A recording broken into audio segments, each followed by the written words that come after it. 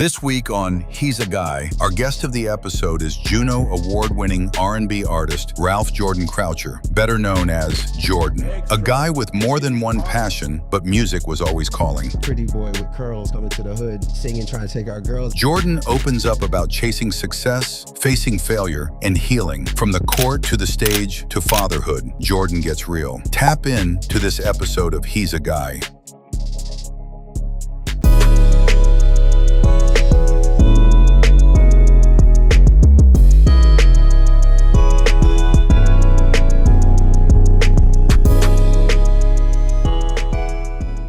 He's a Guy podcast. We're back. Remember to like, comment, subscribe. Little button's gonna be right here. Hit that button. We're gonna be blessed. You know what I'm saying? We have a great guest with us here today, Jordan, musical sensation. What's up? What's up? He's Come a on. guy. He's a guy. I'm a guy too, right? I gotta be if I'm here with you guys, man. What's up, fellas? Chilling, man. How are you doing? I'm good. Good. Okay, so what we do to start off episodes, we go around the room, do a little mental check-in, see where we're at, you know? Mhm. Dion, talk to us. How you doing, brother? I'm good, bro. I needed this. Like, having the little break that we did, like, was okay. Yeah. But I feel like this is like therapy to me, bro. Right. This is like kicking in with the guys and talking about what we got to talk about, but also just having intention behind it, bro. So I'm good. Just glad to see you guys, man. Well said, bro. I like that. Big smile, I like that. That's good. I was energy on the mental check-in. You know what I'm Yeah. saying? For me, again, doing great. Just coming fresh off a vacay, reacclimated to getting back to work and things like that. But I feel really, really good, real energized. You know, yeah, bro. I'm happy to be here with you guys. You know, it's fun. Yeah. Great guest with us today. Man, I'm feeling amazing. I've been keeping busy, spending time with my daughter. So being a father is always great. And you know, it's always hills and valleys. I can't even front like I'm perfect. You know what I'm saying? Like, you know, when you go through relationship trials and tribulations, I'm right there too. So Absolutely. as a human, I'm navigating through that. But it feels great to know where, you know, I'm going. So Love it. I'm good. If I had to give it a number, a solid 9. Okay. You know, feeling good, looking good. You know how it goes, smelling good. You know. That's it, man. I'm gonna pass it on to Tashawn. I'm all right today. Yeah, I'm all right, but I'm glad to be back. You know, like this really, like Dion said, is a version of therapy. Actually, Freck sends me memes sometimes, yeah. and he sent one the other day. He said you're spending time with your guy, how good it is for your mental health. Right. And it's like I get it. When we sit down here and we come together and we talk about what it is we're going through and share stories and share laughs, it's contagious. It is good for your mental health, especially when we keep it real and it's not just surface stuff. When we go deep, it really helps. Hey, look at him. You keep fucking back. Why you guys always I'm not trying to instigate. I was wondering. No. You guys do are trying stuff to on instigate. purpose. You guys No, I was just wondering. No, you're trying to instigate. You be doing They're not instigating. my bad. That's how you doing look stuff at on me. purpose. You be doing stuff on purpose. I saw him look at me. He's not instigating nothing. When you go, yeah, you do that stuff on purpose, bro. I know who you are. That. You know what the funny part is, though? You start with me? No, but the funny part is, before we move on, to add to what Tashawn's saying, like, my girl likes when I come here. I shouldn't even say my girl, my wife. She likes when I come here. You know, she just says, you come back different. You lighter. Yeah, you know what I mean? Like, you let something out of your chest and she watched the episode, she goes, oh. Right? So, that was, I just want to add that. No, but on a serious note, he's right. Like, I was feeling like a little heavy the last like little while, and I realized like I haven't spent time with my guys, and I realized how important that is. So like him sending me that message was actually very timely, because it's like when we sit here and I leave and I feel not only do we share with the audience and like we're doing something that's important, it's like just us spending time with each other, which I actually think we should do more outside of here. Yeah. Oh, we're gonna get into that for sure. 100%. Just a show. Jordan, Yes, sir. for the viewers that may not know you, who is Jordan? Jordan, Ralph is my first name, actually. So Ralph Jordan Croucher, born in Halifax, raised in Jane and Finch in the 80s, back to Nova Scotia, Uniacke Square in the 90s, and then back here, bloodline, North Preston. You know what I mean? I'm an R&B artist. I'm an artist, singer, songwriter, father, and yeah, I'm a guy. Guy with many hats. Huh? He's a guy. I'm a guy too. Come on, Sir, baby. talk about it. You know, hailing from Halifax, Yeah. what's life like there, and what are experiences you faced? You know what? It's changed a lot right now. I've been back here since 2000. It was about 2008. I moved back here. Mhm. 2009. But it's been great. Halifax has been awesome going back there in the 90s because that's where I started to grow as an artist, and that's where I realized I wanted to become an artist, and then got introduced to the game of basketball, and that really consumed a lot of my life. But when I went there, it was black and white. You know what I mean? And I am black and white. You know what I'm saying? So it was like I'm at home. You know what I mean? The difference of being in Toronto and Halifax is, the ethnicity, the culture here. There's a lot more culture, but now that's changed. Like I said, Halifax is growing. So Halifax is an awesome city, and I'm about to move home in a little bit. So Yeah. get ready, get back there. Wait till my daughter gets in the right grade. I feel like she's ready mentally. Dope. Yeah. What are some of the similarities and differences that you would say Halifax and Toronto kind of share or differentiate on? Similarities for me personally is just, like I said, family. Mhm. Because my family's so big. My dad from North Preston, he had 16, 17 siblings who all had 5 or 6 kids, who all had about 5 to 7 or 8 kids. So Big family we've tree. all around. Yeah, family trees is big. So it's like when I was growing up here in the 80s, my aunt was down the street. My sister lived down in another area. You know what I mean? My cousin, my uncle's down here. So it's like home. You know what I mean? That's the similarity. The difference is just when I moved back in the 90s, it was I moved into Uniac Square, and it was just, like I said, black and white. So coming from Jane and Finch, where, shout out Jerome Robinson, Hooper, he was one of my homies growing up in Jane and Finch. I had Franklin, who was an El Salvadorian best friend.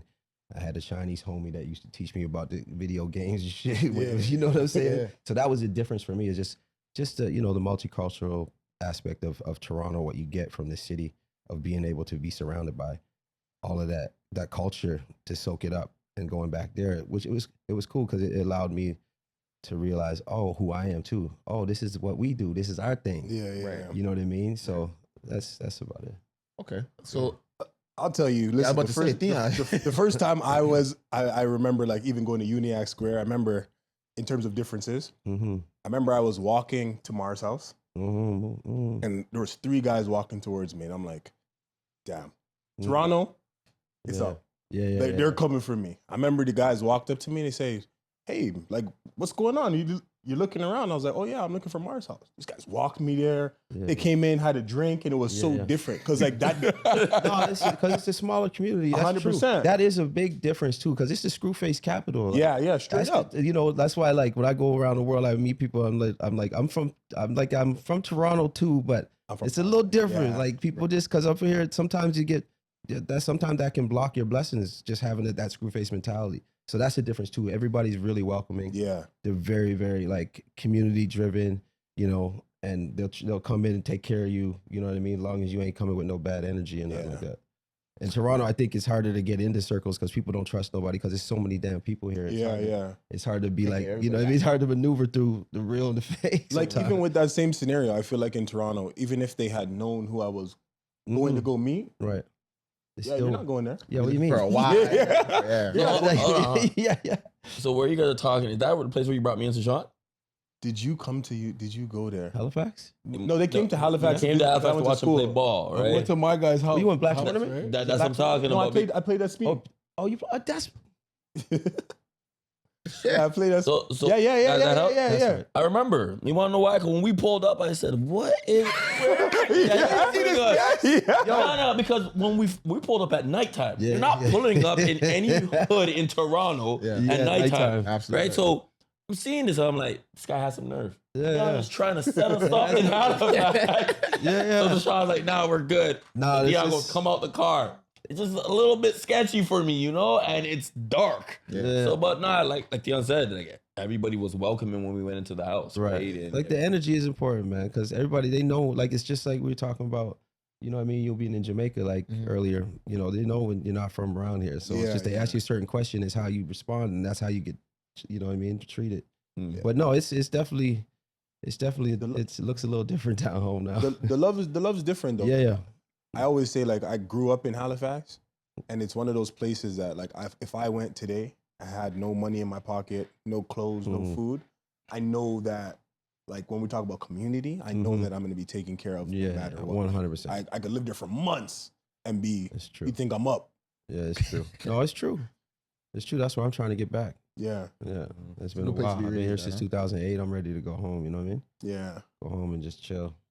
How would you, when you say chill, I wonder like how did each place shape you? I was gonna ask that. Oh man,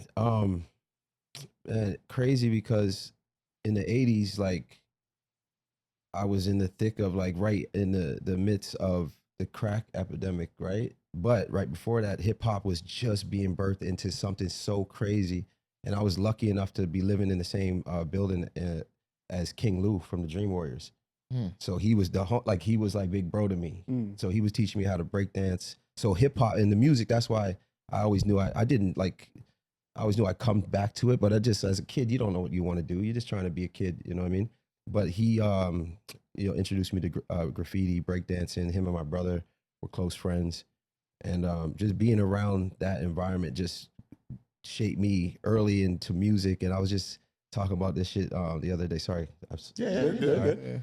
I was at Fir Grove Public School, and my first ever recording was with Raffi, you know, the children's singer. So he came and pulled like us out of our little music class in Fir Grove, you know what I mean, elementary. And so that music, I didn't realize until like I really fell in love with it when I moved to Nova Scotia that it was there the whole time, but just so it just kind of transitioned into, you know, I liked playing marbles and a little bit of soccer, but I wasn't about the sports because it was, you know, I was just a little kid. But when I went home, my brother had this CD collection. It's just been the music, and then something happened when I fell in love with music in a new community. You know, when you're vulnerable, you're just like, you want to share who you are with these new friends, and they wasn't having it because I was just like, oh, this pretty boy with curls coming to the hood, singing, trying to take our girls and shit. You know what I mean? You know what I mean? So some of the fellas were like, nah, man, don't be that. But then I was just like, basketball was why I looked at the sport, because all these guys, to me, they were the coolest cats on campus. Yeah. You know what I mean? They had the varsity jackets. Yeah. You know what I'm saying? So I'm like, well, then fuck, I got to I got to be what you guys love. And it was a shit show. I was a horrible basketball player. I know nothing about it, but I made that my life because they kind of shut down my dream, but I knew I'd always come back to it. So it both intertwined as me growing into, it's just those two passions were just always flirting with me in my life while being in Toronto and being back in Nova Scotia. Did you take basketball back to Nova Scotia as well, or is that? No, I got it there. That's what I'm saying. So like when I moved there, I was singing. I fell in love within 2 months. I found a CD in my brother's collection, and it was Babyface Sunshine, his Tender Love album, and I learned how to sing. So I did it in the community. Oh man, stop, man! Don't do, you ain't, man. You gay like your brother, because my older brother, God rest his soul, he was gay. You know what I'm saying? So I was like, and I'm just learning about what that is at 10, 11 years old, and then so it hurt me. You know what I'm saying? So I was looking at them like, what do you guys want? What do you guys do? And then I made it a point that I was gonna be just as good, if not better, than them at what they loved, because they shut down my dream. You know what I mean? So basketball, I stumbled upon that from pure survival tactics, like in my neighborhood. Yeah, and then I end up, you know, doing well with it. So yeah, because like in Halifax, everybody used to always talk about you, like well in Uniac for sure. Yeah. So always, I've heard your name before I even knew. Yeah. You know what I mean? And so I want to know, like, how did basketball kind of like shape in terms of like hard work, like how you put into God, discipline, 100%. It's man, I was like, when I started, I was horrible. Like, I walked on the court, and I'll never forget it. Terry Simons at the Community Y passed me the ball in the middle of the court. He's like, man, you got the name, but do you got the game? I didn't even know who Michael Jordan was at that time. Yeah. No idea. Say swear. I swear to God. Okay. I had no clue. But then I flash back and I remember somebody had his kicks on Jane the Fish. So I'm like, no, that's that motherfucker. You know what I mean? But I threw an air ball up, missed everything, and then from that day they embraced me in the community and at the community Y, and I was a part of the team. I was a part of the crew. You know. Damn, man. Yeah, I had a nice run with the ball. It was fun. When you were playing ball, did you feel like you were being yourself? Like, or Yeah. Well, I felt like I was protecting myself from, it's like that thing with, when a bully bullies someone, it can go either way. It depends on how you receive it. So I received it as, oh, no, I'm good, but I want to challenge. Now I'm a competitive spirit right now. You told me I can't do something, I don't believe you. My mom told me I could do anything. You feel me? And I believe her. Yeah. You feel me? So that's what kind of was just out of survival, being in a new community and, wanting to fit in. Yeah. Yeah, like I wonder what was like, how was your mental? Especially like you loved. I had to work harder than everybody else because they were already so much further ahead of me. So it was always like playing catch up, but understanding and learning and falling in love with the game at the same time was the thing for me. Like I was lucky my dad wouldn't let me do laundry. Go and play basketball. Get on the court. You know what I mean? Oh, everybody's sleeping? Come on, I'll take you out at midnight. You want to shoot for another hour or two? Come on. You know what I mean? I knew I had to work harder because they had the thing that made them cool. And kind of, I wanted that too. I wanted to fit in. As a kid at 10, 11, 12, you want to do what the cool kids are doing. I wanted that jacket. You know what I mean? Yeah. I want to walk through the hallway with that jacket and the girls pulling on it. You know what I mean? A little youngster though. But did it like break your mental though? I mean, like, no, it made me stronger. You loved music and the community. Yeah, it made me stronger. It made me stronger because if without that happening, I wouldn't have been sitting here right now too. You know what I'm saying? Like this story is how, I decided at that moment that I wanted to, put a pause on that. And I always think about like maybe if one of them would have been, yo, you could be the next Michael Jackson, how things would have went. Jordan. Yeah, you feel me? So, but I wouldn't change the journey, and it's cool because like one of the guys who was like kind of bullying, making fun of me, he came to my first album release party and apologized to me. Yeah, like, all those years as my homie, I never even brought it up to him. Yeah, and he came and apologized. My bad, man. I should have been more supportive of you back in the day, and that means the world to me. And he's been my friend ever since. It wasn't like I hated that dude. Right. He was just a part of my journey, and that's why I don't condone bullying, but there is ways to and I try to do this with my homies. I'm a singer. I don't rap, but I try to every time I'm around rappers. Man, you can't rap better than me anyway. And that you know what I mean? just to light a fire. A motivational tactic. Yeah, it's a little motivational tactic. Yeah. So not to keep it too long on basketball, but how long did you play until? I played until 2025. It was my last season. I played semi-pro over in France. And before a couple years before that, I played for Team Canada, won 2 national titles at St. FX University. High school, we ran the whole shit. We beat everybody by 80 all the time. And before that, I was just in like community Y, and provincial ball and all that, Canada games, you know what I mean? So P2 games and that type of stuff. You were balling. I was as good as you got. If I was 6'3", if I was 6'4", I might have made the league because I was. I'm telling you guys, he was balling like that. I'm telling you guys, so bro. as good as you are, or were at the time. I ain't got it like I used to. Why did you put a halt to it? If that's what actually because I reached a point where there's a couple. I mean, I could give you the it's up to you, brother. the good feeling version because like when I played for I'll just tell you this story. I played for Team Canada, and I was still trying to I trained with Steve Nash. Like I was playing with NBA guys, trained with Jason Williams. You know what I mean? Christian Laettner in the States and shit. Like I played with a lot of NBA dudes, but I was over in where were we at? Brisbane, Australia, and TNT was covering it.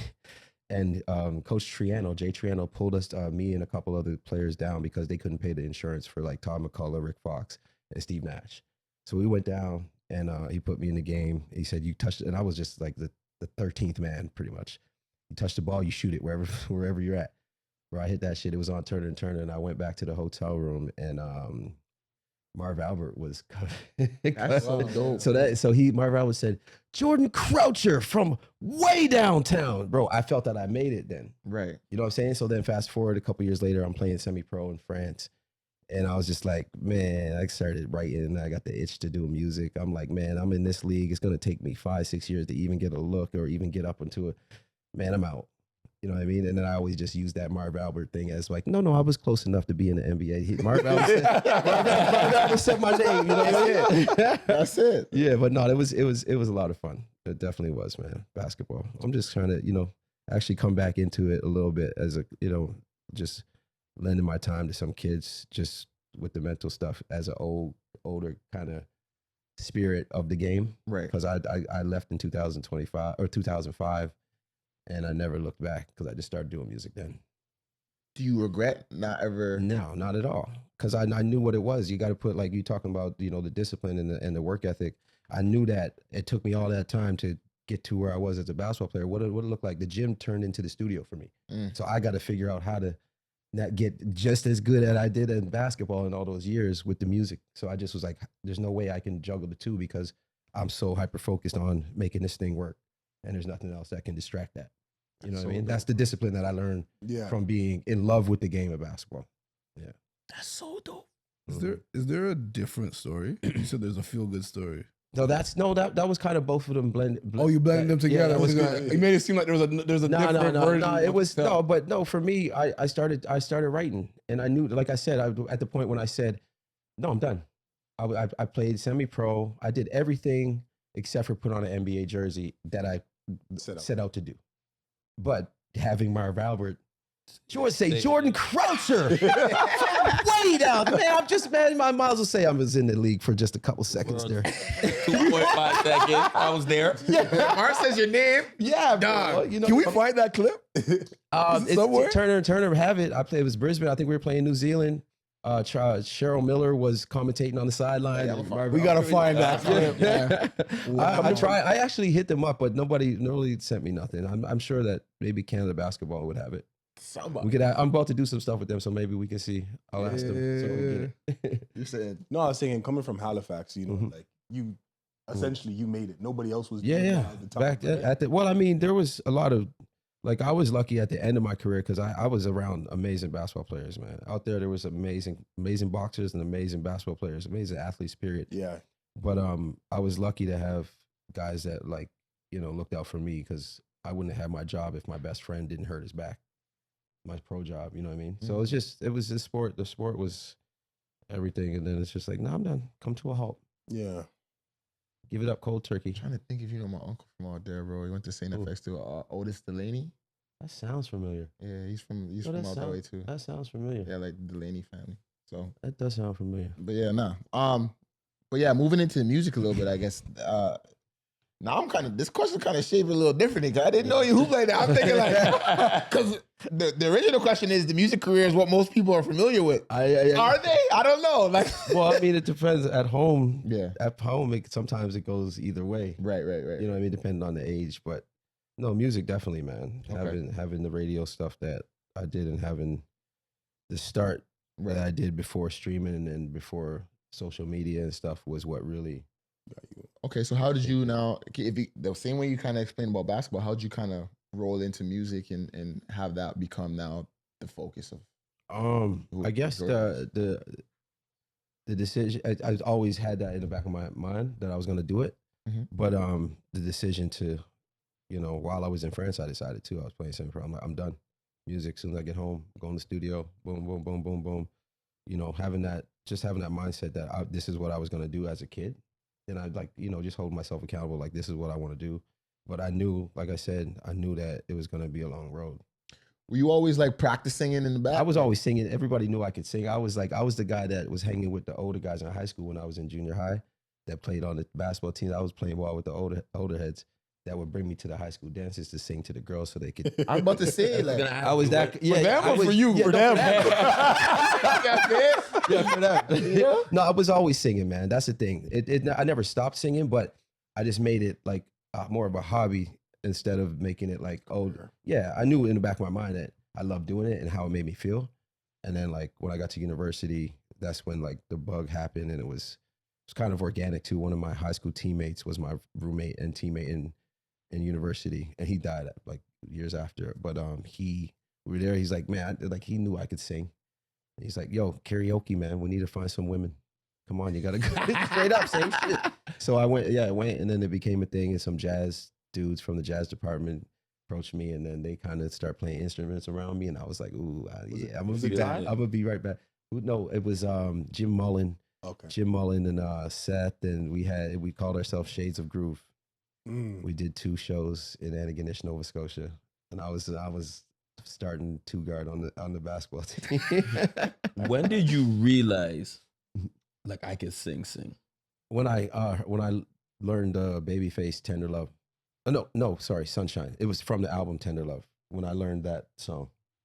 Okay. Did somebody tell you, or you were just like, well, you know what? Just... That's when I realized, but my family, my little cousins, because I come from North Preston, man, my cousins could sing me under the table. I'm not even a great singer. When that's what I was about to ask you. Do you guys have like it's the in the soul, family? There's hymns, there's the Negro spirituals, there's the hymns, there's the, you know what I mean? Because we come from, you know, the Underground Railroad slavery that came in the 1700s in Nova Scotia. So it's just that's just in us, in our blood.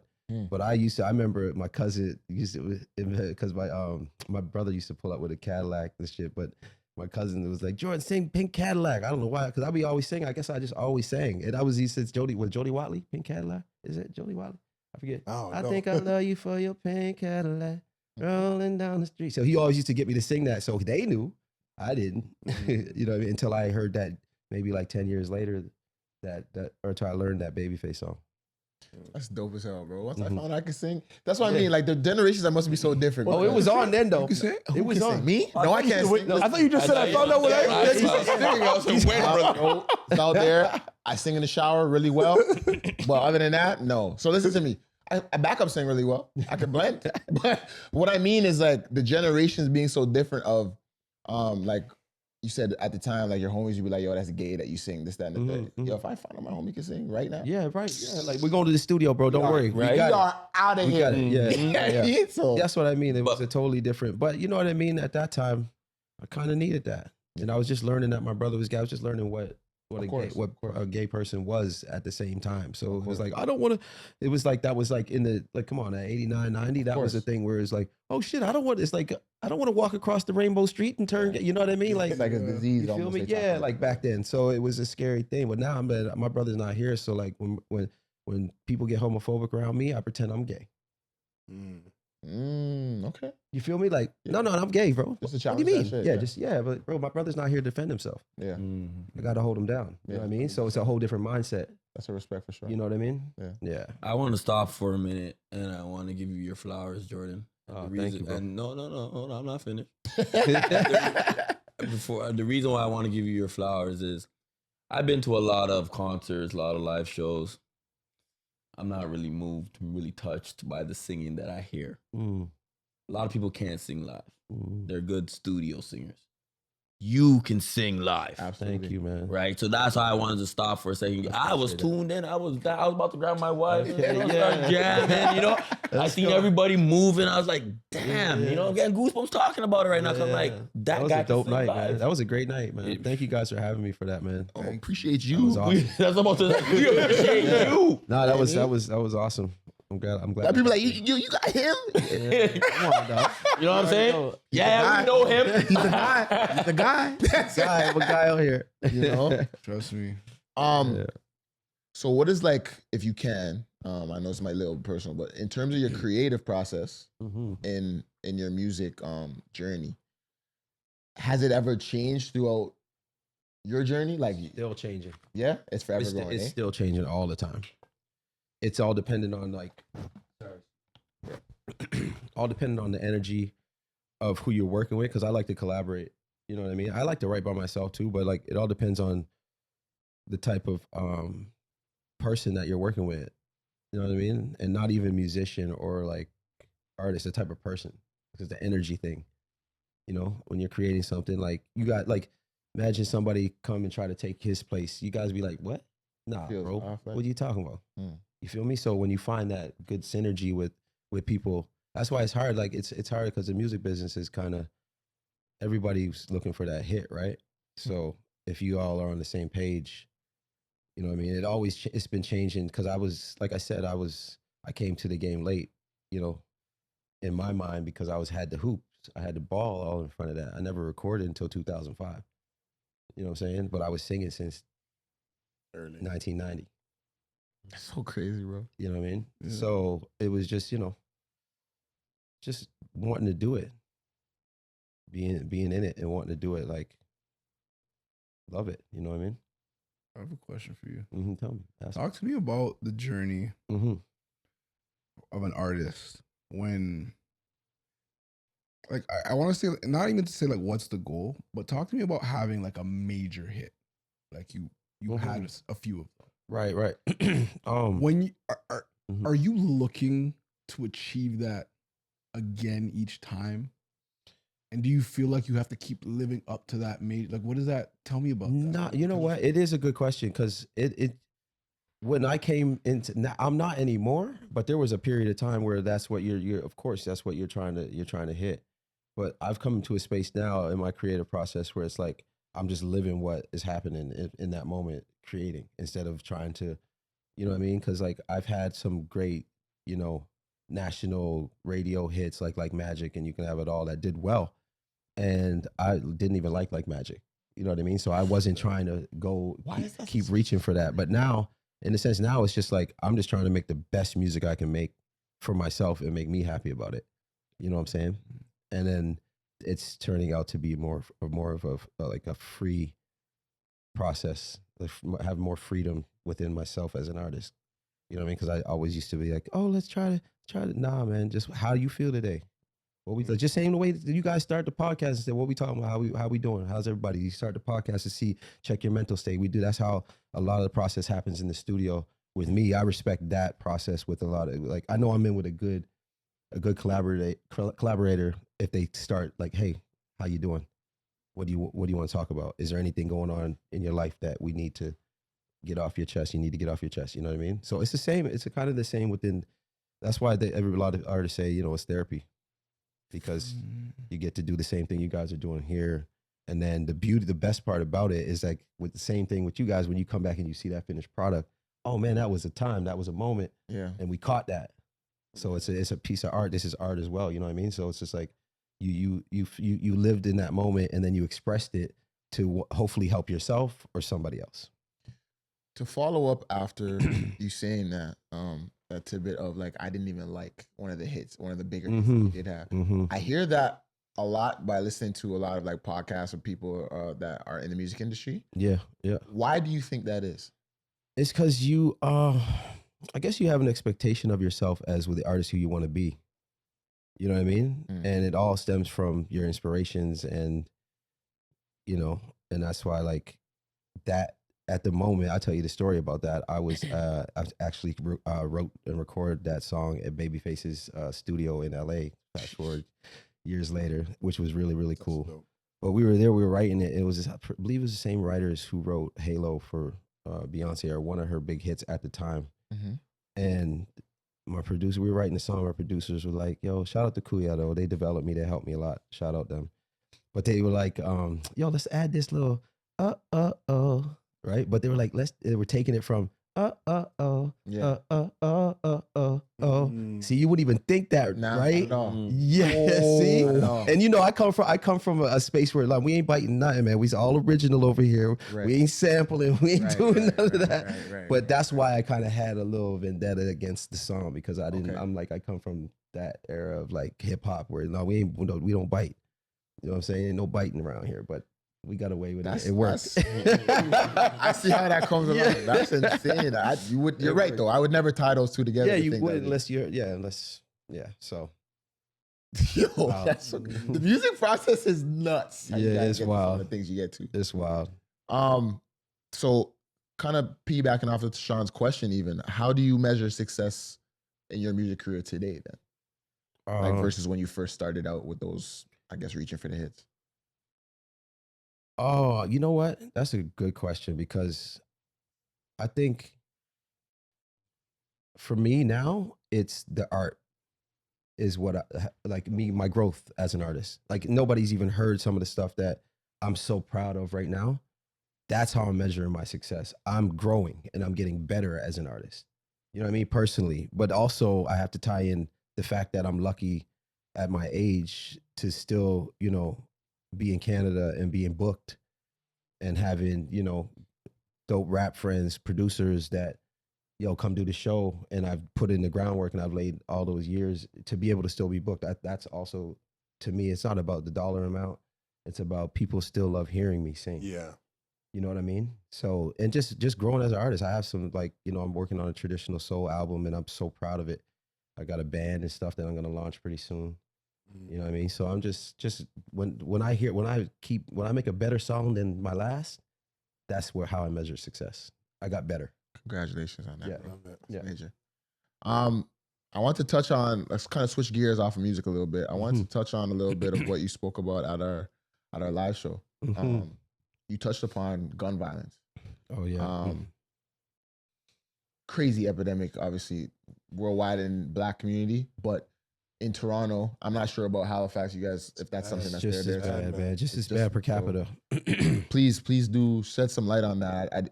I mean, you only had a little bit to say at the live show, but please. It's dive been, in. honestly, bro. I'm like fed up, to be honest. Mm. It's a hard one because it's just happened so much that when it happens, it's not a surprise no more, and that's a fucking problem, man. It's insane. That's a problem when it happens, and it's like, oh yeah, well, I mean, you know what I mean, and that's where I'm finding myself now because it's happened so much, Desensitized. and those are and then it's like, man, that's not good. You know what I mean? And I've lost a lot of friends to gun violence, and it never gets easy, but it's like it's really been on my heart, and I've been trying to make some moves to change things in my community back home. Mhm.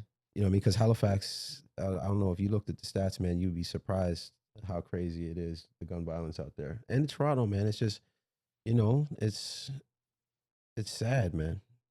It's sad that these kids ain't learn how to fight.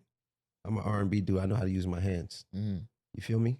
Like, it's sad that they ain't learn how to fight and they don't use that anymore. That tactic of trying to resolve a problem as a man. If you know what I'm saying? Yeah. It's really sad. But I know that with my platform, and that's why I kind of mentioned it, because I hope we would sit down and talk about it with your guys' platform as well. But now I'm talking to some friends inside that want to come outside, talk to the kids in the community. We're setting up some things with the police, the fire department. You know what I mean? There's things that I know need to be done in the community that I that's been on my heart. It's like I can lead by inspiring, but what am I actually doing to try to that was done to me back in the 90s, when they had drug dealers, crackheads come to the school and use kind of a scare tactic. Right. You feel me? That still needs to happen. Right. You know what I mean? Like, no, look, he'll tell you look where he's at, and look, is that what you want? You know what I mean? Like, I think that's been on my heart, is like, how do I get back to the community? And it's organically happening, being back home. So, Is there anything specifically, like, if you could talk to the youth in Halifax right now with the gun violence being so bad, is there anything specifically like you would say to them?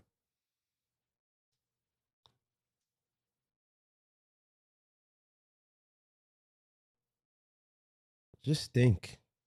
Just take a minute to, like, think before you react to a disrespect.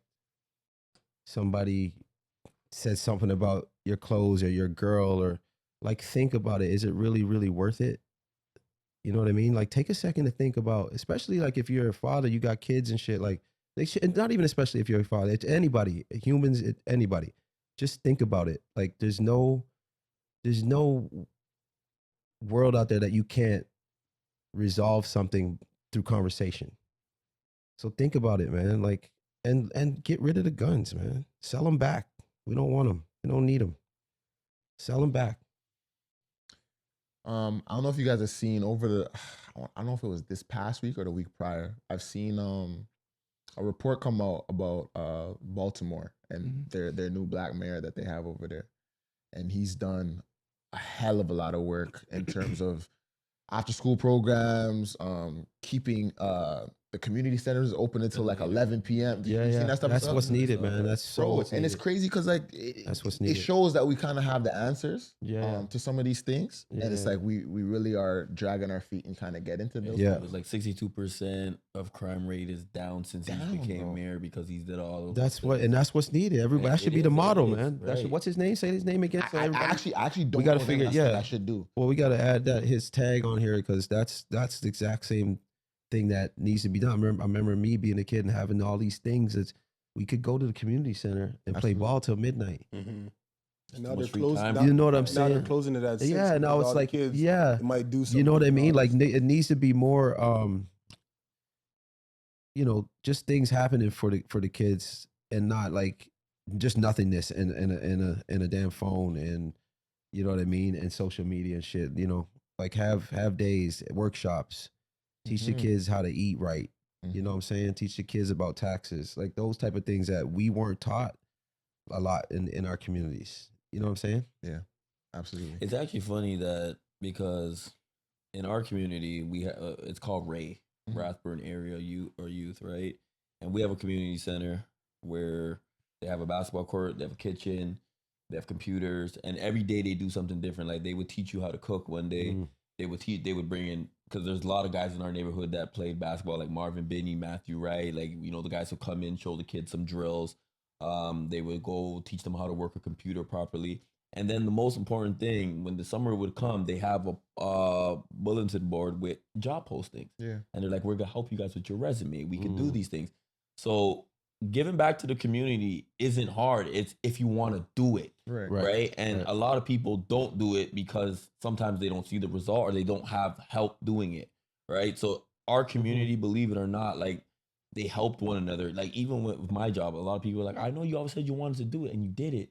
And we could have helped, but you did it on your own. Mm-hmm. And I was like, yeah, because I was actually guided in the right direction. A lot of these kids are misguided. Absolutely. So if you're misguided and then on top of it, you have all this time, what do you think's gonna happen? Yeah. That's And right. then it goes to you hang out with the wrong crowd. And then like you go back to the disrespect. Oh, this guy disrespected you. Let's Yeah.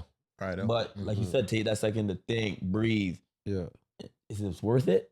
That's the real question. Is it worth it? I'm gonna go do something that's gonna make me sit in a cell when I'm so talented and can give Yeah. so much back to the world, but because somebody disrespected me, now I gotta show them that I'm not taking no disrespect. Yeah. And I always say, because we do security, we get disrespected all the time.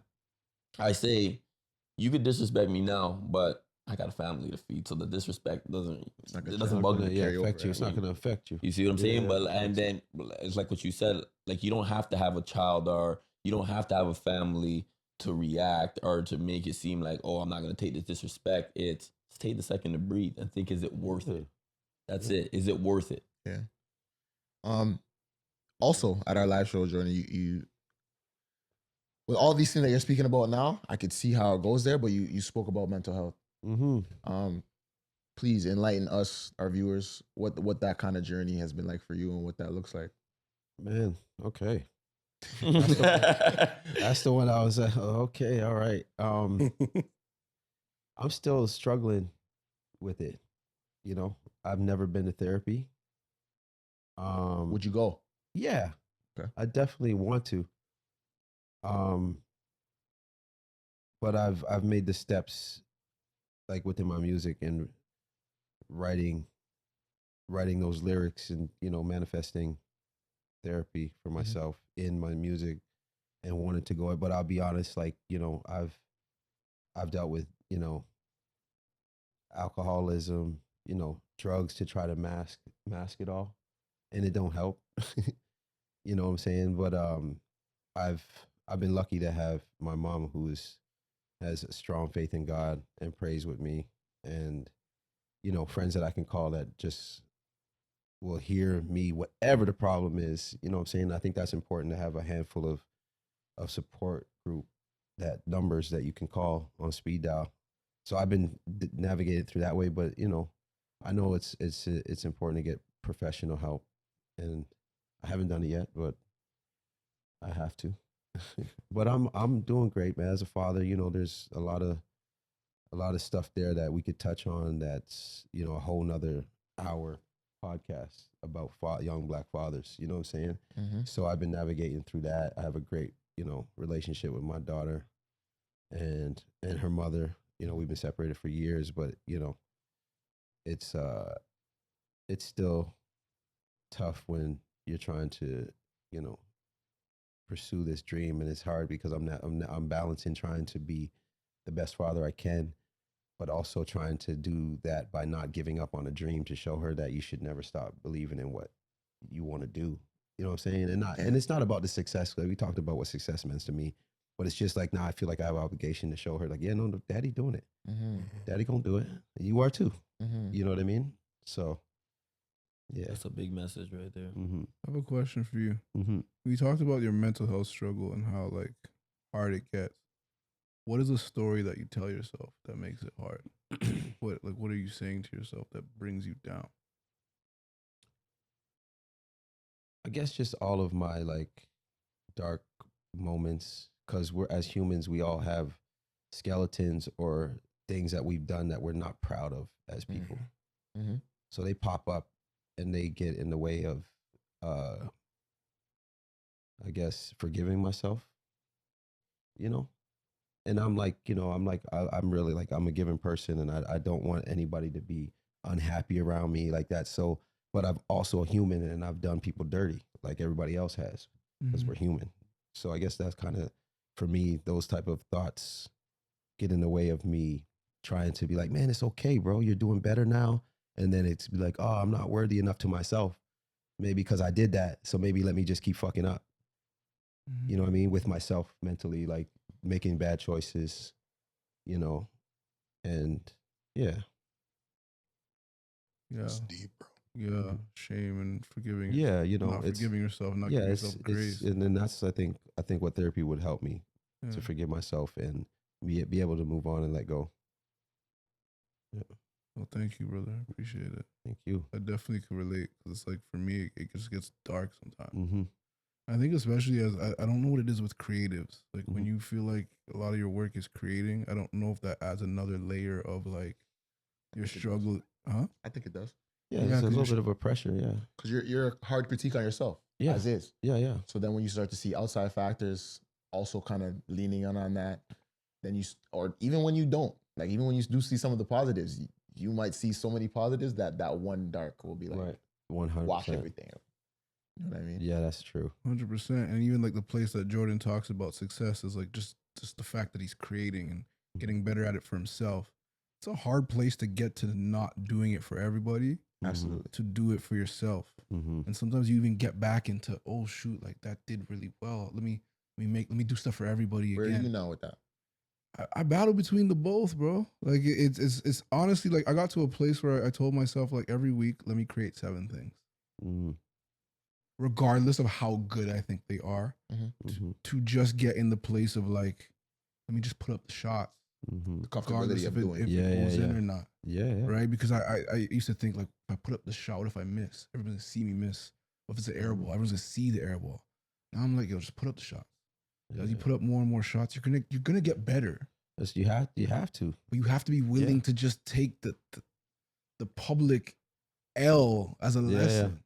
But sometimes it just feels so painful to think everybody's seeing me lose. You know what I mean? And you can frame it that way when it's not even really, no one's even thinking about you. It's just you in your own head. It's just you in your own head. You're making it up. But it's like, that's like the battle. Cause it's like, when you do I've done other jobs. Other jobs, you go, you do your work, you do good, you don't do good, only you and your boss know, or only a 1-2 man's know. But like this, And you don't carry it the same. and you don't carry it the same. With this, it's just like, yo, shit, my followers are not going up. Oh shit, my followers went down.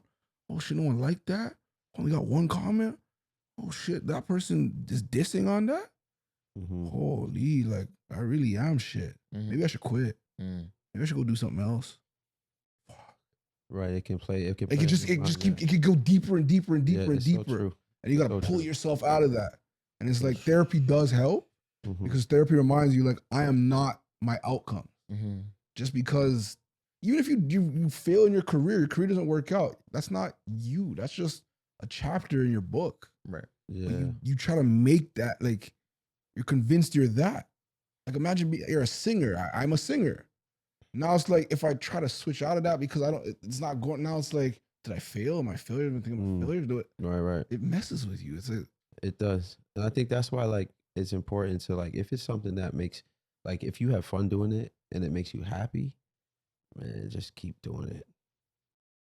Just keep doing it because it's the thing that because like I struggle with with the content. Like for me, I'm like I'm paying a you know what I mean, like somebody to do my content and organize some of my shit. You know what I mean? I'm not good at that, man, bro. I tell you, I feel like my soul was born in the 20s. I'm not good when it comes to that stuff. Right. And to me, it's I struggle with it, right? So that's why I learned a way to, okay, let me just navigate this. You know what I'm saying? But in our climate of what we're doing on social media, we have to show up and do it. And hey, it's great to fail. The only way you can win is if you know how it feels to fail. Yes. You feel me? So put them, like you said, put them shots up. One of them gonna go in, and if you love it, keep doing it. If you don't love it, then if your heart's not in it, then don't do it. That's how I feel. That's why I knew like that's why I kind of missed ball a little bit too. A little bit. You know what I mean? I was working out with this little kid. I was waiting to do some content in the neighborhood back in Scotia, and I'm sitting in the car, and I'm seeing this little kid over there shoot. And I was like, oh man, I'm watching him for like a half hour, and I'm like, man, I got to go tell this little kid and give him a 1-2 because if I told him this one little thing, this one little practice of when you step on the court, how you should approach the game as far as focus, just because he went to the court, he took like 30 shots outside the key. So I felt it was within I had to go tell him, yo, bro, next time you come to the court, I was watching you. Do those 30 shots right under the net first, then make your way out. It's just a little thing. That's why I feel like I have to get back to the game because I know these little things that help with discipline and help with work ethic and routine, and that can be good in me practicing that more could maybe help me a little bit more too. Yeah. I have one more question. Yeah, do you think? Yeah, no problem, bro. Come on, dog. There's a Jordan concert. Yeah, we're promoting it for October. October? No, I'm just saying. I know. I'm here. Yeah, I'm with it. You get there. Mm-hmm. It's one person in the crowd. I bring them on stage, and I sing to them right to their face.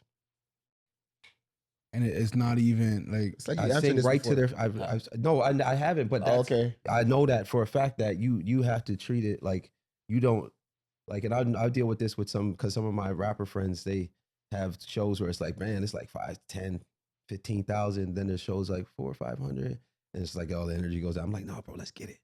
Let's get it. Let's go harder. Yeah. Let's go harder. You got to have that instinct where that one person could change. That one fan could be the ripple effect of what the new trajectory of your fan base is. You don't know who that person. And you know what? Shout out to Director X because he taught me this too early. Director X. I was doing and shout out Jay Diggs. I got a song with him. He's coming back into the game. You guys know Diggs. Yeah. So I was at me and Diggs had a record, and it's a record that's out now. It's so crazy. But I was at a point in my career where I was doing shows for 5,000 people, 4,000 people. I did like 50,000 at Nathan Phillips. So I had that moment happen. And Jay Diggs, he invited me to Soho House, and he was like, "Yo, just come up and do that." Man, there was nobody in there. Me, him, Director X, couple girls. There was nobody in there, and I was like, "Man, nah, I ain't gonna do it." You know what I mean? I didn't do it, and X pulled me aside. He's like, "Yo, bro, it's a no, don't ever do that. You never know when is gonna be somebody in the room that can change your life, and you never know when you're gonna get the opportunity to get back on the stage again." So. You know what I mean? That's a blessing. Answer. It's a blessing to be able to get up there, bro. Anytime. And that's what I love doing. Like that's what I'm saying. I love doing it. You know what I mean?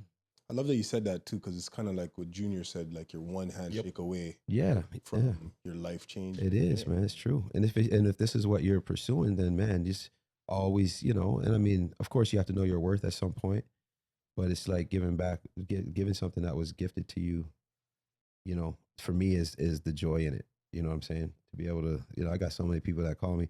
It's what's name's birthday. Sing them happy birthday. You got so many birthday requests. So many, bro. I've sang at over 50 funerals. I had to actually write a song with my boy Sebastian. He's Pink Beard now, but I had to write a song because I'm like, bro, I'm tired of taking requests at people's for funerals. I don't like singing other people's music, so we wrote a song just so I could funerals. You know what I mean? But I just love doing it. I love performing. Okay, question for you. Mm-hmm. off the back of that now. I have this, so it actually made me cry this one time. I watched this one TikTok of the artist Rima, the Afrobeats artist. Okay. He came out on stage, right? His beat came on.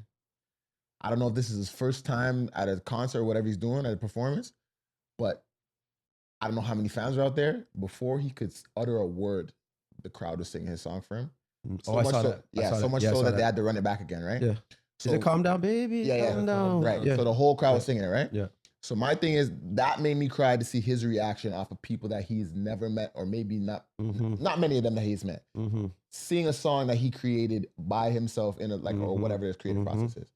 For you, what's that feeling like? Because I feel like that has to be one of the best feelings. It is, man. It is. It's the best feeling when when you look in the crowd and you see just like one person just singing your shit word for word. Like I was just in Quebec, Sorel Tracy, a little small town outside of Montreal, on the weekend performing with Classified. And it was the first, that's the homie, that's my bro. I've been doing a lot of shows with him. Went on tour with him last year. But we were over there, and this is the first time in 47 years that this festival had an English artist. And there was people in there, and when he lets me always do a song or two of my own, and when I was doing You Can Have It All, I'm seeing these people, they probably don't even know how to speak English, and these girls are in there singing You Can Have It All word for word. I was like, man, that's everything. You know what I mean? It's everything. Because you can connect, and I'm sitting there, I'm like, yo, these people know all his shit. Because Classy's like, he's been in the game for a while up here, but it's like this is the first time they had an English artist in 47 years on the bill. And it was like, it wasn't the crazy, like I said, it wasn't the craziest crowd, but they were there, you know what I mean, to see Class.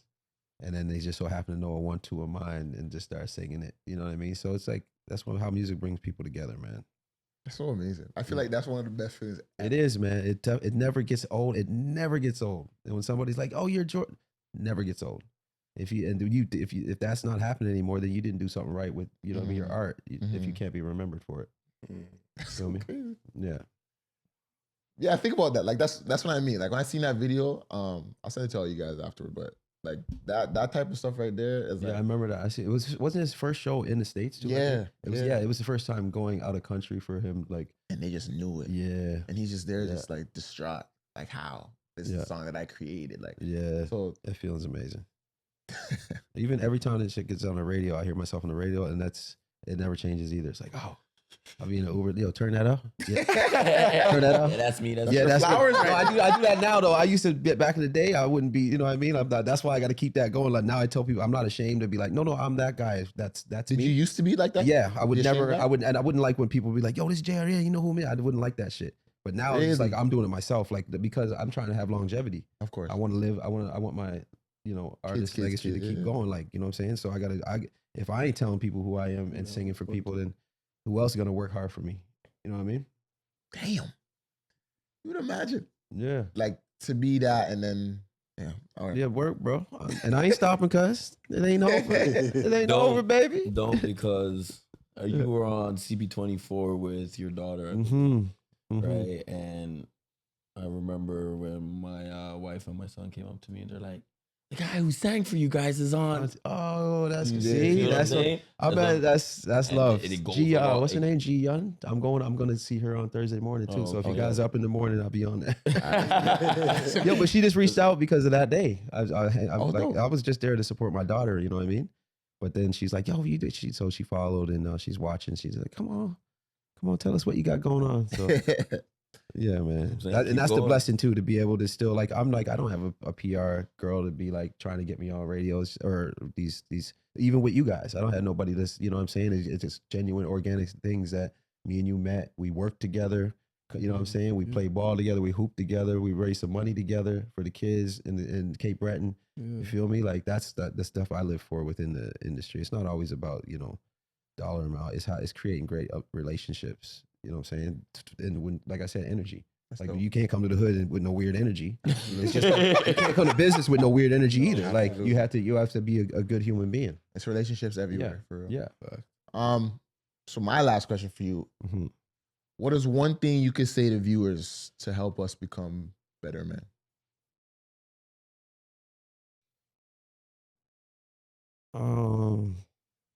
I'd say I'd say to learn how to love yourself. Learn how to love yourself. Always know you're never ever alone, whether it be spiritually, like religiously, or you got the homies like this. You just always know you're never alone. But learn how to love yourself and take care of yourself, because if you don't do that, then you can't give anybody nothing positive, I think. And like you can't give your, you know what I'm saying? You can't take care of like, and I struggle with that as a father. You know what I'm saying? That's part of my big part of my mental health, where it breaks down. It's like, man, I shouldn't be out having this drink that night when I got a daughter at home. But it's like you still have to learn how to live your life and love yourself. And if it's where you're at, then don't punish yourself either. You know what I'm saying? Like seek the help you need, but loving yourself is I think a really hard thing that we struggle with as men, especially black men too, because we, like, some of us weren't taught how to do that. Yeah. You feel me? Absolutely. You know, and then we're in an environment where a lot of people don't love themselves. You know what I mean? They weren't taught that. So learn how to love yourself, man, and don't be afraid to get therapy, myself included, Jay, because I think it's something that needs to be done more, as for men, for everybody, but for black men in general in our spaces. You know, that's why I was so excited about being at the CAMH with you guys that night. You know, Super. just because like it's just another step forward for me to. I took, what's her name, Leslie's card, and I still have it in my wallet. So I'm still getting ready to call that, but I'm just you know I'm getting to myself, like I was saying. I'm getting to myself first before I try to depend on anybody else. 100%. Yeah. Wow. Card. Yeah, Jordan, before you go, we got a game we play. Okay, yeah. Yes, called Let's Talk About It.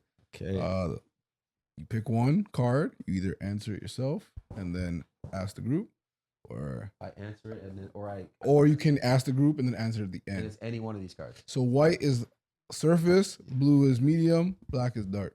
All right, black is deep. Yeah. Let's put it at the bottom.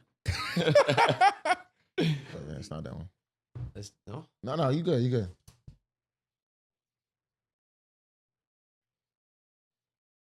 So I can either answer or ask you guys. No, You're you're doing it both. It's just what All right, you want to answer. what's your experience with emotional abandonment?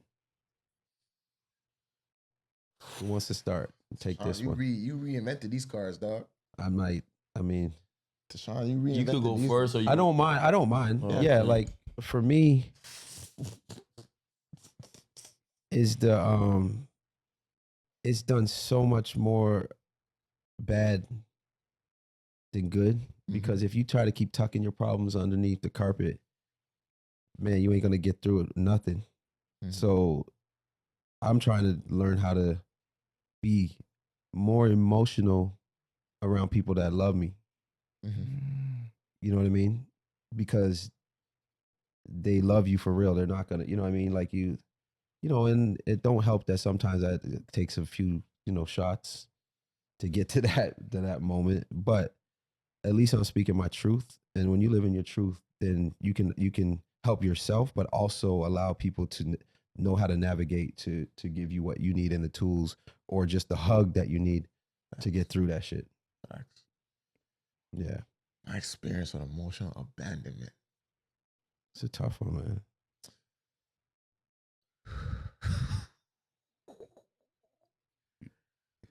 Yeah, because it's hard for us to talk about it. Yeah. It is. You know what I'm saying? Like it's like, yeah, bro. Like, man, like I'm a crier, and I'm not like I'm 46 now, bro, and I'm not afraid. I'm not afraid to At this point. I'm not afraid at this point, like to live and be who I am and live my truth. Yeah. I'll cry in front of a stranger, and if they whatever their opinion is on me from it, it don't bother me anyway.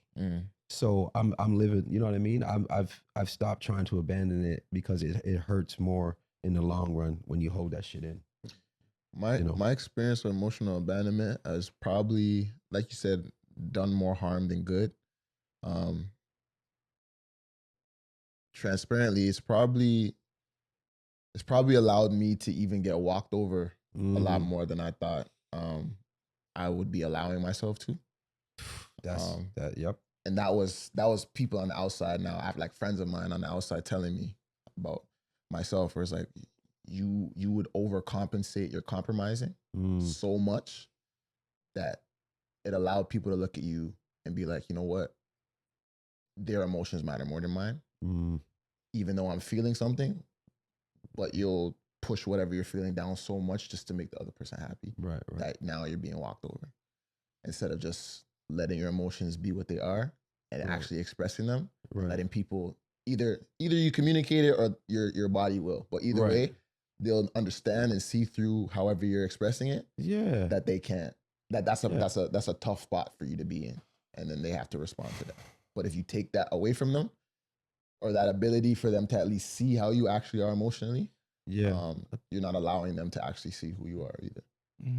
I think one thing that I've learned getting older is when trying to be an ear and then needing an ear. You know what I'm saying? Wait one. It's always if you show respect in the process of, you know, instead of hiding it or needing to hear or listening to someone, if you show respect, it's like, let me listen. This person needs it right now, and not bring up your own shit in those moments, man. You can really do a lot of help for other people. Facts. You know what I'm saying? Listening is a very important part of that because it allows you to be patient enough to then ask for their ear. You know what I'm saying? So maybe starting it by trying to get in environments where you know somebody needs a little bit of help so that you can maybe talk about your shit later. But being an ear actually lets you open up more because you know how it is. Like we'll get in conversations and someone will start talking about themselves, then you'll start talking about your shit, and then it all gets mixed up. But if you sit there and let's talk about this, let it process for a while, and maybe come back a week later to talk about my shit. But I'm here to Give talk it about space. you know. I think that's important way to a tactic that you know I've learned in my later years to try to that's helped me be able to offload without having guilt. Yeah. You know, Give listening to other space. people's problems too, because we all need that. To add to that, I think for me, emotional abandonment is always being that person, but not having a person for me to do that.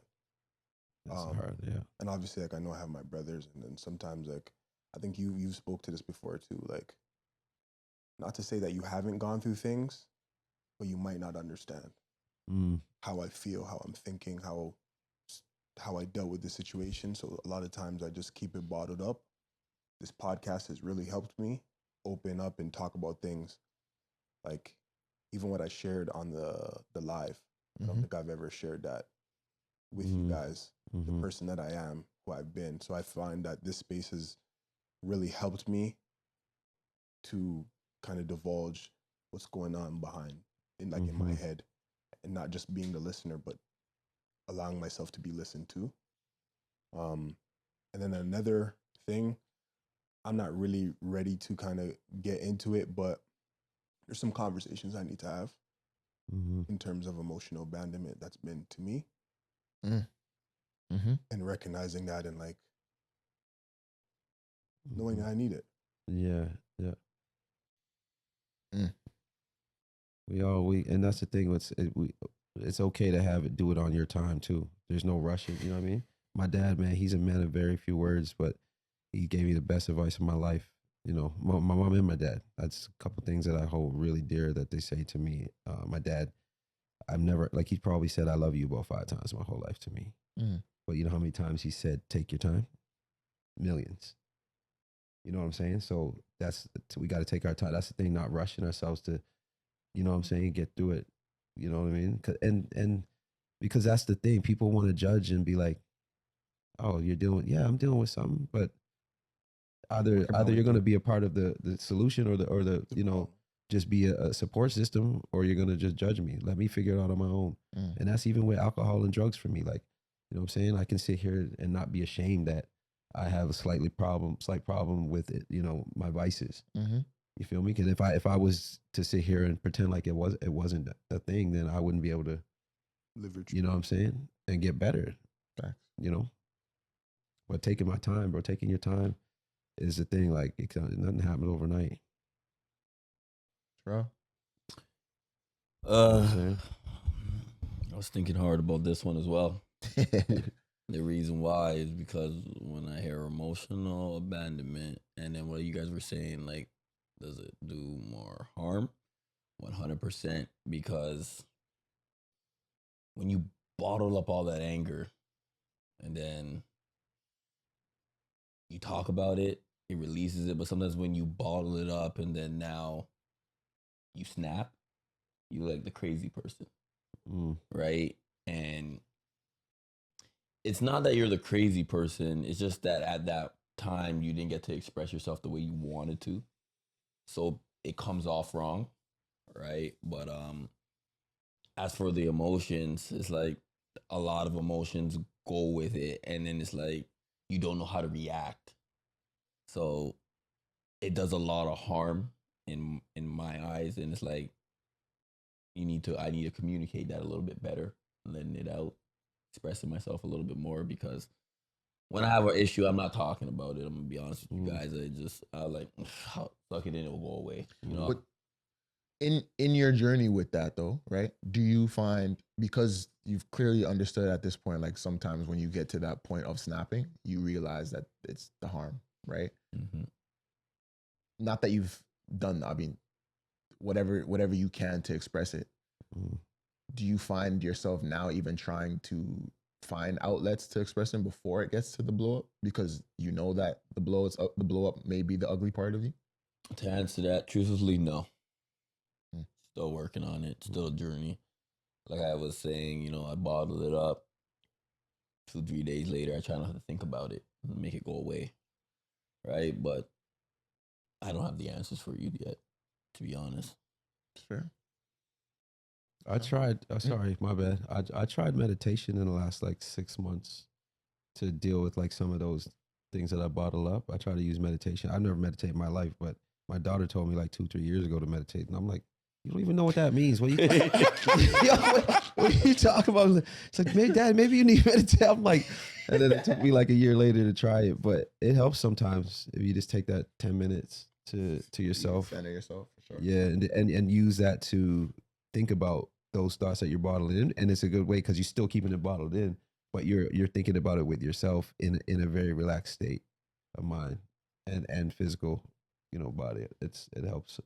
Definitely helps me with just trying to, deal with the pressures or, downfalls or things that I would think would as a downfall in my life or a problem, because we can be worrywarts too, and we don't even know how much worrying can be a stressful thing on our mental state and our physical state. Just the thing about worrying, like I talked about earlier, about like those bad things you've done to somebody, you got to let them go because you keep worrying about it. It's gonna catch up. Yeah, me, damn, emotional abandonment. There's a lot there. First, I think of like growing up. I mean, I don't feel like, although I knew like my family, my parents, they loved me, I don't feel like I felt a lot of love growing up. I felt like I was always like in trouble. I was always wrong. I was always problem child. You're just a problem. You're just a problem. You need to just don't say nothing, don't do nothing, don't like. I felt like I felt like I couldn't even go to school and just chill without getting in trouble. So it felt like for a lot of my life, I was just always like, there's something wrong with you.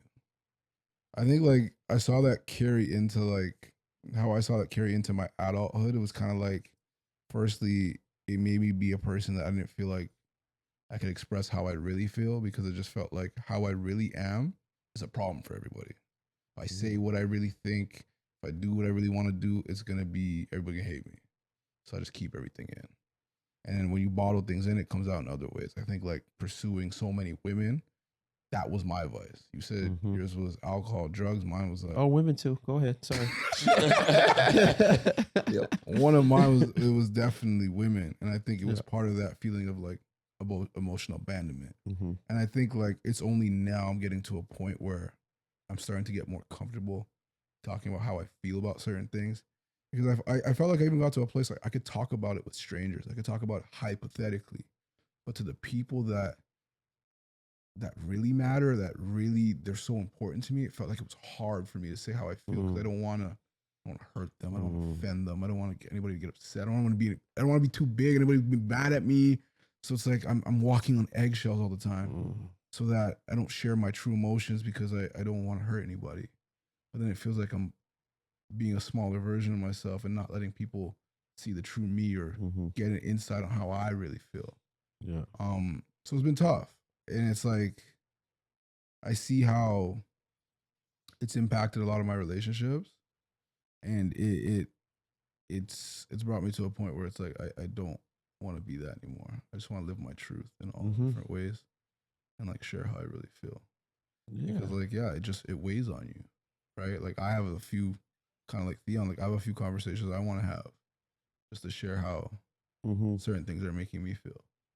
Because I just feel like there's a couple situations in my life right now where it's like it's weighing on me a lot. I don't even think the people know how much it's weighing on me because I feel like I'm in the middle of something, but it's not clear to anybody that it's that way. So Right. it's like I do want to be more transparent about how I feel about things, and just stop abandoning my emotions and like using that emotional abandonment to fuel decisions I make that are not necessarily the best decisions for me. Man, it can do wonders, bro. I want to share a story. If I can follow up after you. There's something there was this, not a dark secret, but a reality of, of our environment coming up in our environment. I was 14 and a half. I started selling crack.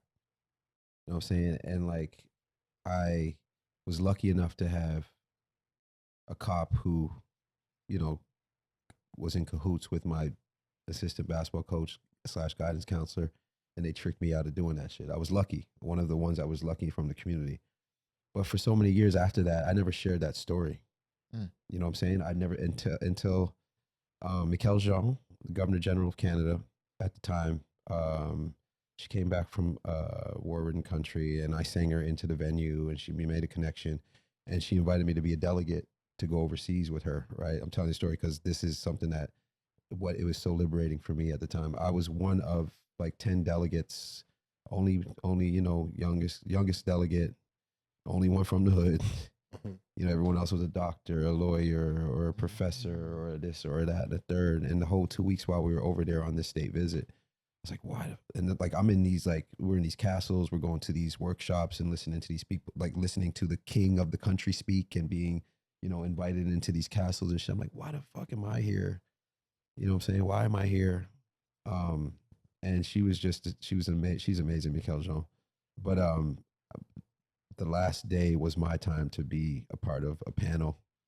And I just kind of just like went off road with it. And then that story about, because we were over there just promoting democracy, which we were 250 or 150 years in, I think at the time. No, 250. We were 250 years in. And over there, they were like, some of these countries were 25 years in as a democracy. So we were trying to go to promote, like, you know what I mean? And I was invited. I'm like, why me? Why me? And then I was asking her like a week before, like, why me? Like, I'm getting nervous now. I'm hearing all these big words and shit. Like, I'm drinking champagnes and wines that I can't even pronounce. And I got to tell that story when we were talking about community, and I got to tell that story about selling crack in front of it was in Prague for all these strangers, something that I kept inside so long, you know what I'm saying? And it's still like, I won't, I'll definitely use discretion when I'm going to a school. I won't bring that up in certain,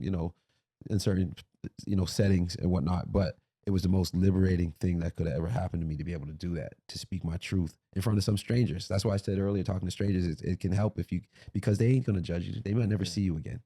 You know what I mean? But when I did that, it really made me feel a power that, oh my God, I'm getting that off my chest, and I'm not ashamed of what that part of my life was. And I can let that go now when I just let it out. And then after that conversation, she come over and she gave me a big hug, and she's like, that's why you're here. It's amazing. Yeah. Man. So even if you got a good man, you travel a lot, just go down and talk, just get a little somebody talk to him. You know what I mean? Ironically though, I find a lot of people do that. Yeah, they travel to tell people their problems. It's like, because you notice when you go on vacation, everybody wants to talk. Yeah. That's right. Makes sense. It's like, yo, what's your life never like? tell somebody, man, would you want to listen? Come and tell me. Yeah. Crazy. It's insane. It's true. Again, I appreciate each one of you guys for sharing on that last card. That last card was something serious. Yeah. That last card was Thank something you. serious. Yo, where can I get these? Are these guys selling these or what? Yeah. Yeah. Yeah. Okay, I gotta Website, get. we'll send you the Okay, link. send me the link. I got you. I got you, bro. Send the link. You know what I Definitely, mean? I want these. Definitely, definitely bring these to the hood. Let's talk about it, cuz. Straight date up, night. I'm telling you. I'm telling you. Let's do something in Halifax, man. I would love that, Yeah, let's man. do it. And I'm actually working on some things for next summer or as soon as possible. But with like, and everybody's involved too. There's like the police force, fire department. Like I have family in all of those fields. Please, this is the portion right here. Promote, Yeah, I would promote, love for you guys to promote. come and be. That would be so dope. Let's do it. It's like a Live reform show, thing. done. Yeah, hell yeah. Yeah, let's do it. Promote that shit, Definitely, let's do it. man. Let's do it. How long does the season go for you guys? When you want. Okay, cool. We'll make it happen. We'll make it happen. We'll make it happen. But larger scale, do you have anything to promote for yourself? Anything you're into? Yeah, just music. Go check me out. JRDN Music, man. I'm a music guy, and I'm gonna keep making music till it's a wrap. Yes, sir. Yeah. Want to promote Halifax? Yeah, you know what I mean? Down home, 902 Overtown, Seven. Dark Side, North Preston. You know what I mean? And shout out you guys, man, for taking your time to really, you know what I mean, talk about your truths, because it really, it's helpful. It's been helpful to me following you guys and getting to, know you guys through that, that platform is really dope. So keep doing what you do. Super appreciate you. Yo, make sure we got to share that link too. Make sure you guys go bring this Bring this to a hood near you. That's a crazy slogan. Hell yeah. Oh man, Joy, appreciate you stopping in with us. Thank you. Remember to like, comment, subscribe from He's a Guy podcast. Signing out. Love.